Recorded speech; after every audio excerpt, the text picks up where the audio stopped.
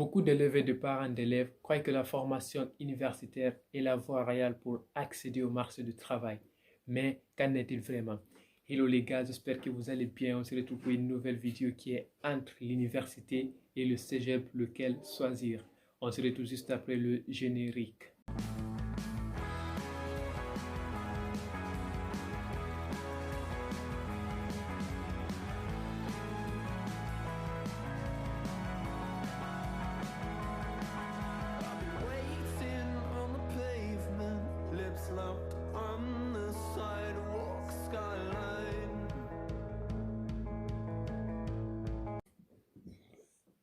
Les gars, pour commencer, le cégep est l'acronyme du Collège d'enseignement général et professionnel.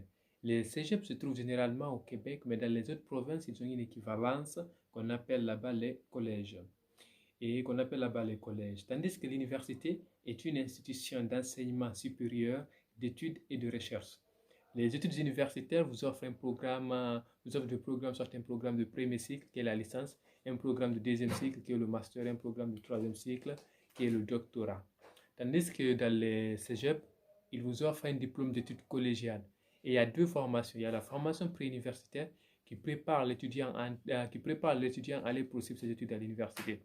Par exemple, tu viens de finir le collège et tu viens de finir le secondaire et tu n'as pas de prérequis pour t'inscrire à l'université. Tu peux t'inscrire dans une formation préuniversitaire dans un collège et plus tard aller poursuivre tes études à l'université. Tandis que la formation technique est une formation professionnalisante, prépare l'étudiant à entrer directement sur le marché du travail au bout de 3 ans. C'est-à-dire, si tu finis la formation technique au bout de 3 ans, tu rentres directement sur le marché du travail.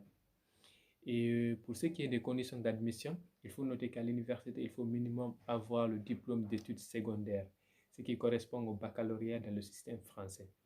Et pour le collège, il faut minimum avoir fait 11 années d'études, ce qui correspond à la classe de première dans le système français. Les gars, il faut savoir que le diplôme le plus répandu au Canada, précisément au Québec, c'est le DEC. Car au Canada, 65% des jeunes qui quittent le secondaire ne s'inscrivent pas à l'université. Ils partent s'inscrire dans un cégep et suivre une formation technique pour entrer directement sur le marché du travail. Car les filières techniques forment une main-d'œuvre qualifiée et offrent un taux d'emploi très élevé ainsi que des salaires intéressants.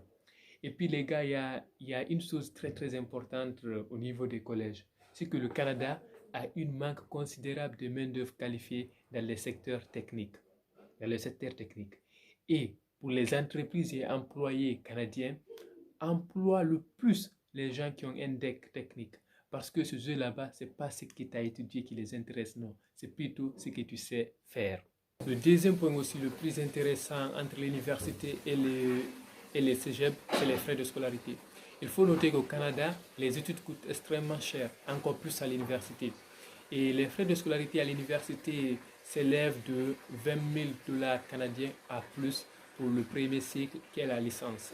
Tandis que dans les collèges ou bien les cégeps, les frais de scolarité pour la formation technique est de 10 000 $ par an. Maintenant que vous savez la différence entre l'université, les collèges et les cégeps, on va passer au débriefing. Les gars, un conseil. Si vous savez que vous n'avez pas les moyens nécessaires pour financer vos études à l'université, optez pour une formation technique dans un collège ou bien cégep. Et si tu sais que tu as le master dans ton pays, ne fais pas la demande d'admission dans un cégep. Parce que lors de la demande de permis d'études, ils peuvent t'envoyer un refus, soit disant dégradation de niveau. Tu as déjà le master, tu veux faire un collège, ouais, tu vois. Et puis, si tu viens d'avoir le bac, là, il n'y a pas, si tu viens d'avoir le bac ou bien tu as la licence, tu es en licence, là, il n'y a pas de souci, tu peux faire la demande d'admission dans un collège ou bien cégep. Et là, je vais vous raconter une petite histoire d'un de mes grands cousins.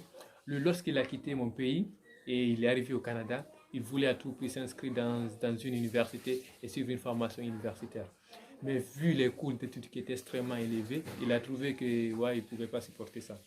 Et là, ce qu'il a fait, il s'est inscrit dans un cégep là-bas. Il a suivi une formation de 2 ans et directement, il est rentré sur le marché du travail. Et quand il travaille aussi, il faisait des économies là-bas. Il a travaillé 2 ans et il a eu de l'expérience. Et directement, il a demandé la résidence permanente. Et il faut savoir que le DEC est le moyen le plus rapide et le plus sûr pour un étudiant d'avoir la résidence permanente. Et là, lui, quand il a demandé la résidence permanente avec 2 ans d'expérience, il a eu sa résidence permanente. Et quand il a eu sa résidence permanente, il est directement retourné à l'université. Parce que quand tu as la résidence permanente, tu payes les mêmes frais que les Canadiens, c'est-à-dire 3 600 $ par an. Et là aussi, c'est une méthode de passer, de contourner. Et là, lui, il a la résidence permanente et bientôt, il aura aussi le diplôme de l'université. Et il a aussi déjà son deck technique, vous voyez.